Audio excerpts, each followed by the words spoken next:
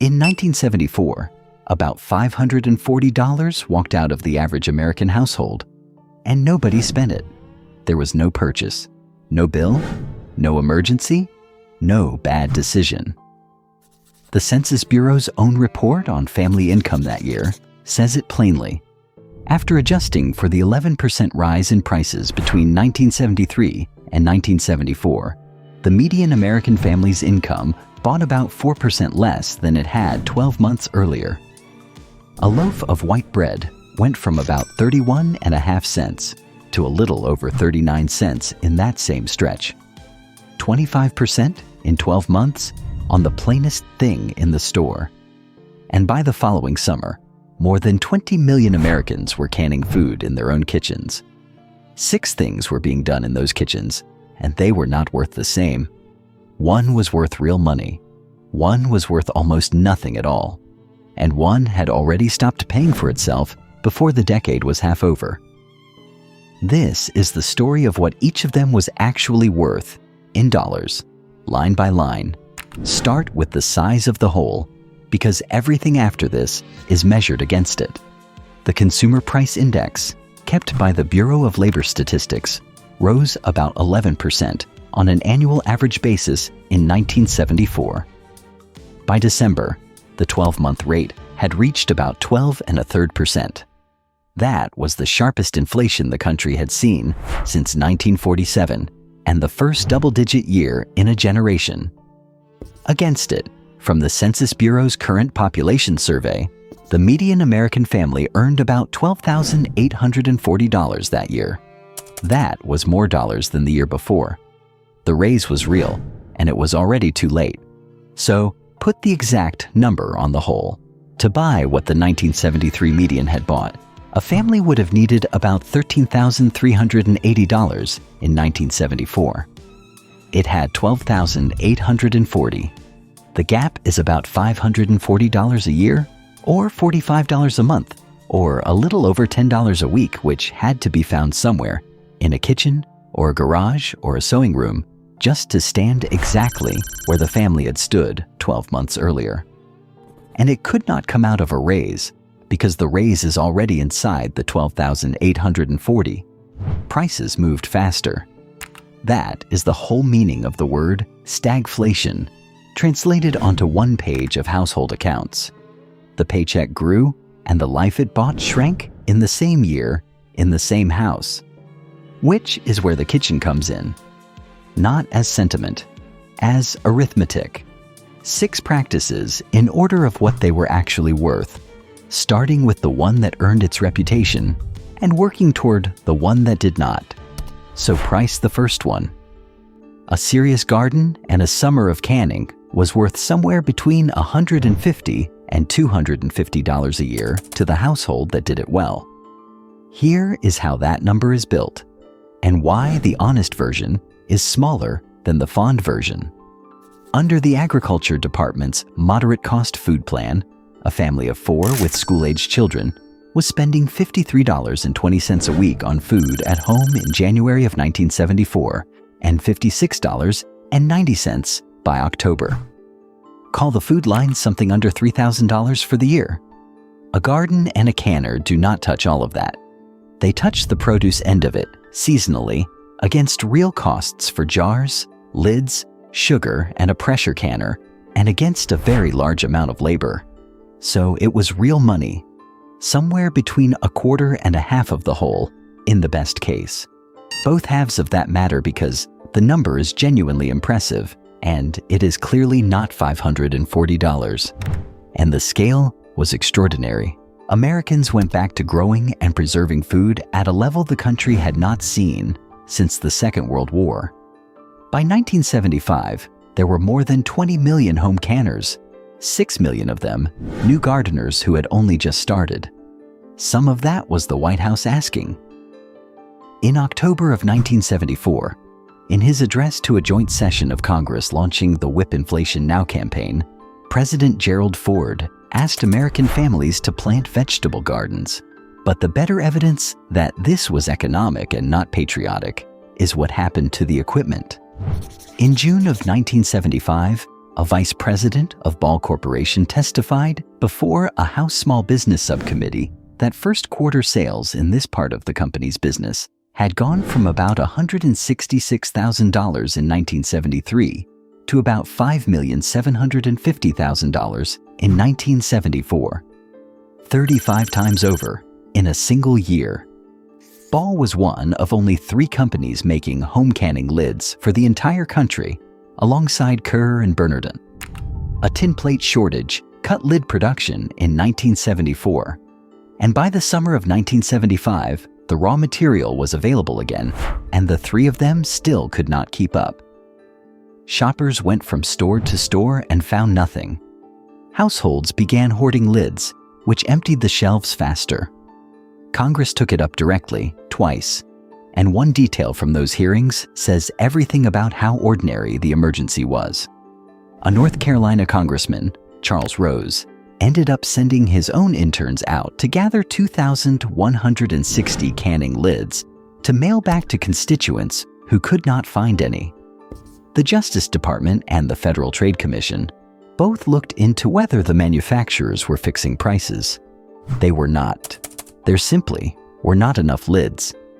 Meanwhile, the Agriculture Department had not done new canning research since the war years, and millions of the new canners had never done it before and had nobody at home to teach them. Cases of botulism traced to home canned food rose sharply, and a department bulletin in 1977 put the warning plainly. A relative's safe track record was, in its words, no guarantee of future safety. Now the second practice, and it is smaller than people remember. Baking instead of buying. With bread at about 39 cents a pound in 1974, and flour costing considerably less per finished loaf, a household that baked its own was genuinely saving on every loaf.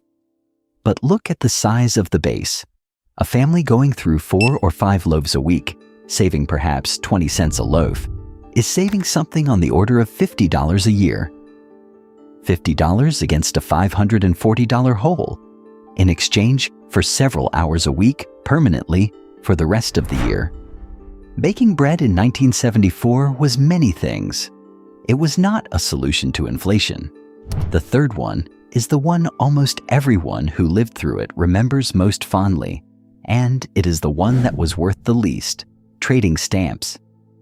Green stamps, issued by the Sperry and Hutchinson Company and known in every kitchen as S and H, were so deeply woven into American shopping that the company claimed it printed more stamps than the United States Postal Service and gave out 35 million catalogs a year. Forbes magazine reckoned that by the middle of the 1960s, roughly 4 in 5 American families were saving them. The mechanics were public, typically 10 stamps for every dollar spent, and an S&H book that held 1,200 stamps, 24 pages at 50 to a page. Fill the book, take it to a redemption center, choose something from the catalog, so price it. 1,200 stamps at 10 stamps to the dollar means a filled book represents $120 of groceries. And we know roughly what sat on the other end, because a 1963 article in Reader's Digest reported that the average supermarket paid about $2.45 for the stamps needed to fill one book. $2.45 of premium against $120 of spending is about 2%. And 2% is what it cost the grocer, not what the household got back, because plenty of books were lost or never filled or never redeemed. On a family's whole grocery year, that is somewhere around $50 of merchandise, mostly housewares, arriving slowly in a year when the grocery bill itself rose by about 15%. And there is a further problem with that $50, which is the part the nostalgia never includes. The supermarket paid for those stamps. It did not absorb the cost out of affection.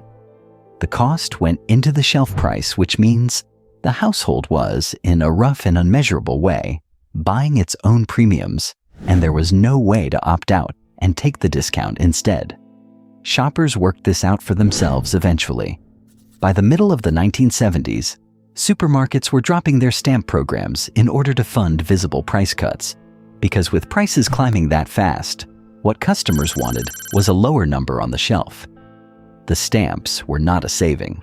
They were a marketing instrument that felt like a saving, and they felt like one precisely because they arrived as an object you could hold. And that is the pattern under all of this. The economy that felt best was the one that did the least. Fourth, layaway. Sears, Kmart, and Montgomery Ward all kept staffed layaway counters, and the Christmas plans typically ran about 8 weeks before the holiday. It is important to be exact about what layaway did, because it did not lower the price of anything. You paid the same sticker in installments, and you did not take the item home until it was paid off. What it saved was the interest, and in 1974, that mattered more than it sounds, because most American families had no bank credit card at all. The Federal Reserve's own survey work puts bank card holding at 16% of families in 1970, and still only 38% as late as 1977. For the families who did carry one, the Federal Reserve put the average bank card rate in 1974 at 17.2%. A household that paid down a $200 appliance on layaway rather than on a card was avoiding about $20 in interest over a year, and closer to $40 if the balance had sat untouched the whole 12 months. That was real, and it was modest, and it was paid for in months of waiting, which is still more than the next one was worth by 1974, and the next one is the oldest household economy in the country. Fifth, mending and making clothes at home. This is the one I said had already stopped paying for itself, and by 1974, it had. Home sewing in America, by the National Women's History Museum's reckoning, reached its high point back in 1958. Through the 1970s, the practice was declining, and not only because more women were working outside the house. Ready-made clothing was getting cheaper, fast, in the only terms that mattered to a budget. Across that decade, the Bureau of Labor Statistics Apparel Index rose about 54%, while the overall Consumer Price Index rose about 112. Clothes fell by more than a quarter against everything else in the economy. So sitting down to sew a dress from fabric and a pattern in 1974 was often simply no longer cheaper than buying the dress. Mending a garment you already owned still paid, and paid well, because it was pure avoided cost. A household that kept 6 or 8 garments alive across a year that would otherwise have been replaced was plausibly holding on to something like $60, and that figure is the softest one in this entire ledger. Nobody measured it. I am estimating it. What is not an estimate is the direction. The oldest household economy in the country was being priced out from underneath, and the households still sewing from scratch were increasingly doing it for fit, for quality, and for the pleasure of it. And sixth, the one that paid the most reliably, and the one nobody built a fond memory around, buying ahead. The pantry, the case lot, the second freezer, the sack of flour bought in the spring at a price that would be gone by the fall. Here is why it worked in 1974, and only in 1974, for reasons that had nothing to do with cleverness. In a year when prices rise about 11%, anything durable that a household bought early and would certainly have bought later, return that 11% with no risk and no market to be right about. The shelf was doing something no ordinary savings account in America could do that year, keeping up with the Consumer Price Index. A household with the cash and the space to run a pantry $300 or $400 deep was quietly earning $30 or $40 on it, and more on the items rising fastest. That is the whole mechanism. It also required having spare cash in a year when almost nobody did, which is why the households best able to protect themselves from inflation were the ones who needed protection least. Now add the ledger up, line by line. And one thing has to be said before the total. No single documented family did all 6 of these. This is what the stack would come to for a household that ran every one of them competently for a full year. Canning and the garden, call it $200. Baking, $50. Stamps, $50 in merchandise, and arguably much closer to nothing once you account for who really paid for them. Mending, perhaps $60. And that is the estimate I flagged. Layaway, $20 in avoided interest. The Pantry, $35. These are 6 numbers of very different quality, so the total deserves to be a range rather than a figure. Somewhere between $300 and $425 against a whole of about $540. Which means the honest answer to the question this video started with is, they did not beat it. At the very best, running all 6 practices well for an entire year, a household came within about $125 of standing still. Everyone else fell further behind, and the $540 was not the end of it, because 1975 brought more inflation on top of it, and that was the summer the canning lids were not on the shelf. So the practices worked, and the year still won. Both of those things are true, and the nostalgia only ever tells you the first one. There is one more line, and it never appears in any ledger. Every dollar in that stack was produced by unpaid labor, most of it done by women, and none of it was counted anywhere. It was not income. It was not in the gross national product. It accrued no Social Security credits, and when Congress looked at fixing that for homemakers at the end of the decade, nothing was enacted. The national accounts of the United States will impute a value for the rent a homeowner does not pay to himself. They will not impute a value for a homemaker's labor, so a household clawed back $400 in 1974 with something like a second job's worth of hours. And the statistics recorded that year as a 4% decline in the family's standard of living, correctly and completely. And that is also why the practices faded, which is the part that gets remembered as a loss of character. Through the 1980s, inflation came down hard, and ready-made goods kept getting cheaper in real terms. Apparel and household durables, both falling something like 10 to 13% against the overall index across that decade. And the sums that had made all 6 of these worth doing simply stopped adding up. Green stamps had already started going, killed in the middle of the 1970s by inflation itself. Layaway lasted a great deal longer than the memory suggests.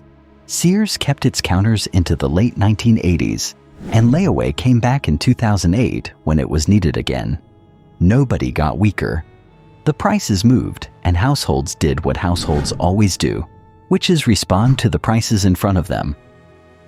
I think that is the fairest thing that can be said about the people who kept those ledgers. Everything they are remembered for being disciplined, capable, careful with a dollar, the numbers confirm. They were not up against their own weakness. They were running a second unpaid shift against a monetary problem that no amount of good household management was ever going to solve, and they came within about $125 of solving it anyway. Which is the part worth carrying forward, now that prices are moving again, and the same sums are being done at the same kitchen tables. The household ledger is where a shortfall gets absorbed. It has never been where the shortfall gets created. That is just what the numbers say happened. If you want to see the other side of this ledger, the prices themselves, we decoded a full 1974 grocery year line by line in another video on this channel. And I would genuinely like to know which of these 6 were done in your house and which one your family swore by.